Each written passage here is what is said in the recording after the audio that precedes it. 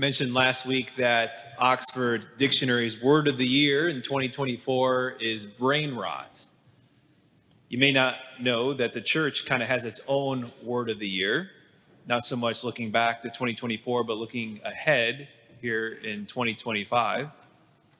And the word of the year in the church is hope.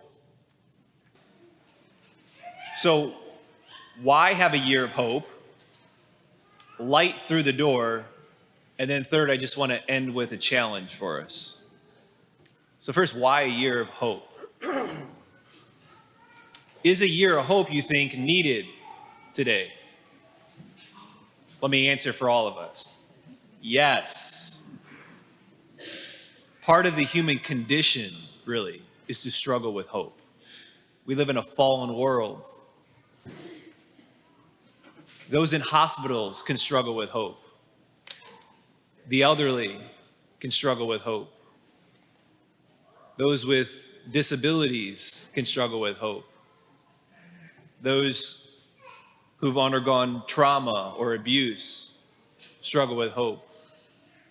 Moms, dads struggle with hope. I was talking to a parent the other day and they just said, like, Father Mark, it's just with the sickness and the bug that's going around, like it's just one child gets sick and gets knocked out, and then it's like we feel like we're in the clear, and then the next kid gets it.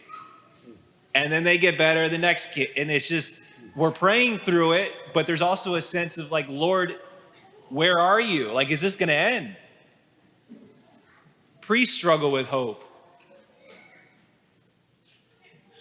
And maybe regular people who come to 9:30 Mass on a Sunday struggle with hope. Just maybe to finish answering the question of whether or not a year of hope is really needed, maybe young people especially today are struggling with hope.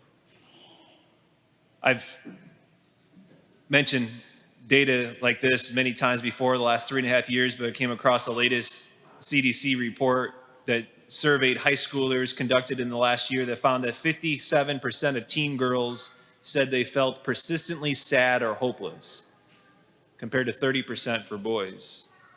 30% of girls, high school girls, seriously contemplated suicide in the previous year, compared with 14% boys. All these numbers are record highs. I'd say we can see why a year of hope is needed. Which brings us light through the door. Deacon Tim, a week and a half ago, gave just a weekday homily. You always listen to Deacon Tim's homilies on Wednesday mornings. They're Sunday quality, even on a Wednesday morning. But he was speaking about preaching on the Jubilee year. And as he was reminding me about the tradition kicking off the Jubilee year of opening up the holy doors. And he was describing Pope Francis doing this a few weeks ago, and I went on YouTube to look at the video, to watch it, and Pope Francis is there in his wheelchair before these big, huge, heavy, locked doors that haven't been moved or budged or opened for quite some time. And he mentioned how these doors represent our moments, our personal moments where we struggle with hope. No light getting through. And as Pope Francis was there, he leaned up from his wheelchair and he touched the door, and the doors slowly opened, those holy doors, and light seeped through, flooded in. That's today. Presentation of Lord, in which we celebrate 40 days after Christmas, Mary and Joseph bringing the child Jesus to the temple through the doors. Two older figures, Simeon and Anna, waiting in the temple for years, longing and hoping to see God's promises be fulfilled, to see the salvation come about. And Simeon there taking the baby Jesus in his hands, we hear in the gospel, and says as he's holding the baby Jesus, my eyes have seen your salvation, a light to the Gentiles, the one who has come to dispel darkness so that light can get through. That's why today's known as Candlemas. It calls for us to begin the liturgy at the doors of the church. And as we're back and you saw the light disperse throughout the church, it's a beautiful image from up here. Even throughout the glory, I looked out and I just saw the light throughout the whole church, everyone holding the light. The light coming in, getting through the doors, getting through maybe the parts in our hearts that are closed up, struggling with hope. So what are the parts in your heart right now where you might be struggling with hope? Where you feel as if they're big, heavy, thick, locked, unmoved doors? To identify those spots. And then, I'm going to encourage you to do something really simple. You might even find it annoying. You might find me annoying with this. I know, at least for me, because I know what it's like when it's dark. I know what it's like with struggling with hope at times. That when someone offers a solution or to do something that's simple to kind of solve the problem, I find that incredibly annoying when a simple solution is offered. And it oftentimes can be painful too when you hear it, because you know how deep maybe the pain or the lack of hope in a given area is. But it's all that I know what to do. It's all what I know as your pastor to offer you. When you receive communion today, ask for hope. Pray for it. Ask the Lord for the supernatural gift of hope. That's what we believe hope is. It's not just optimism.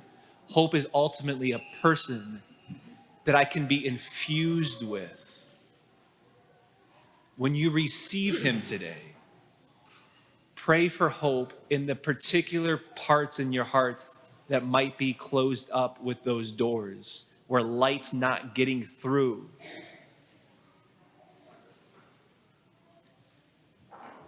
It's one of the reasons we run Rescue Project here. Over 400 parishioners here at Notre Dame have gone through the Rescue Project. We'll be offering again coming up, beginning in a couple weeks, this time offering on Sunday morning, immediately following the 9:30 Mass. We'll provide a breakfast. We'll provide childcare. But it's to hear the story, to have our trust deepened, our hope solidified.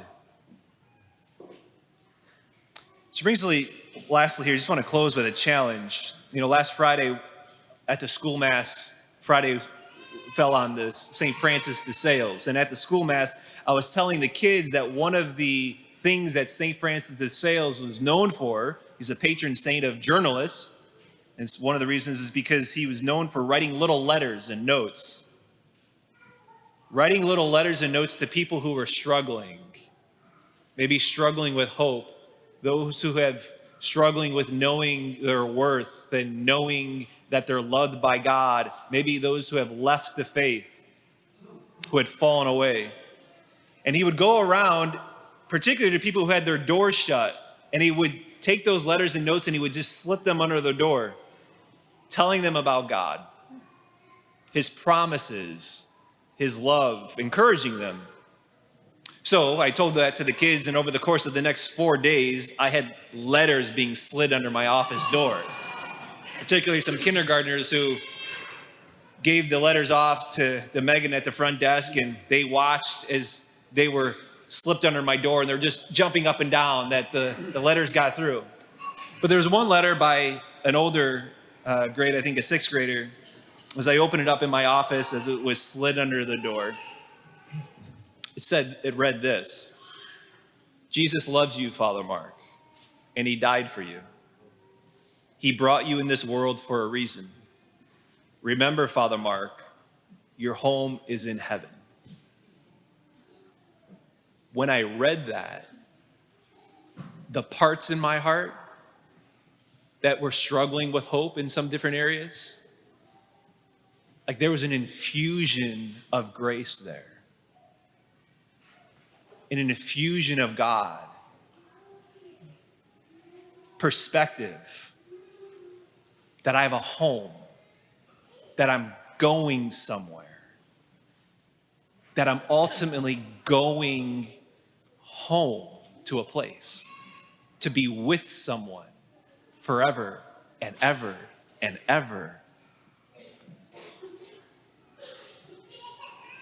As Christians, we are called to be light to the world.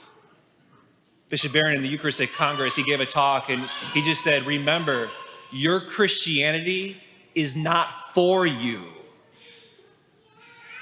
Your Christianity is not for you, he said. I think we forget that. But we're called to be light of the world, to notice where darkness has set up camp in our circle of influences, and to push out darkness, to bring the light of Christ in those areas. Places that have just set up camp of darkness, and then to go and bring the light, and then to reestablish a new camp, a camp of light. Maybe especially to the people who have big, heavy, locked, thick, unmoved, unbudging doors. So the challenge this week for us, if you were to write a letter this week, who would it be to? And what would it say? Francis de Sales said, with regards to writing letters, he said, writing can be better handled. It gives more leisure for consideration than the voice does. It can be pondered more profoundly.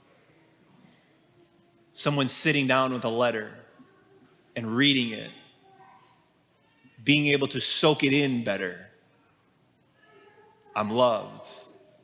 There's a plan and purpose that this person is telling me as I'm reading and pondering it and soaking it in, that I have a home.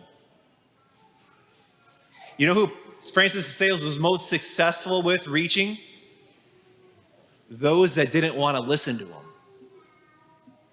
He would just write them a letter and slide it under their door and walk away.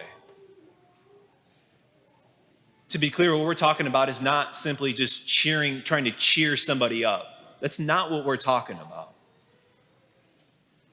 What we're talking about is what we're called to do is to intentionally and explicitly communicate the reason for the hope that is in us. Jesus, what he's done, what he's accomplished, that there is a home. So check in on someone this week. Ask them how they're doing.